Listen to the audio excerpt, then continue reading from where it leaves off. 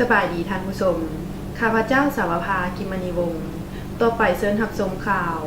การนำผักหลัดห่วมใส่บาตรถวายสังฆทานที่พระธาตุหลวงเวียงจันทน์ในตอนเช้าวันที่3พฤศจิกายนนี้กรมกำมือขึ้น15 ค่ำเดือน12 พศ 2560 ซึ่งเป็นมื้อสุดท้ายของบุญนมัสการพระธาตุหลวงเวียงจันทน์และอยู่ในบรรยากาศของการเปิดปีท่องเที่ยวลาว 2018 บุญนมัสการพระธาตุหลวงถือเป็นประเพณีอันดีงามของประชาชนลาวบรรดาเผ่าที่สืบทอดกันมาแต่โบราณกาลนับว่าเป็นบุญปางใหญ่อีกบุญหนึ่งของชาวลาวเฮา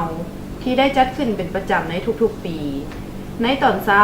มีบรรดาผู้นำภาครัฐ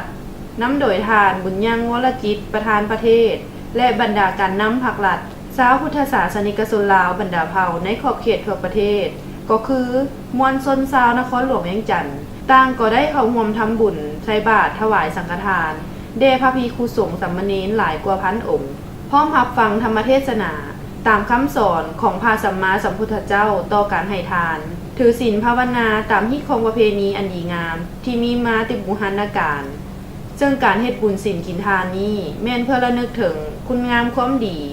และอุทิศบุญกุศลแด่พระเจ้าไสยเศรษฐาธิราชที่เป็นผู้สร้างและปฏิสังขรณ์พระธาตุหลวงเวียงจันทน์จบข่าวสบายดี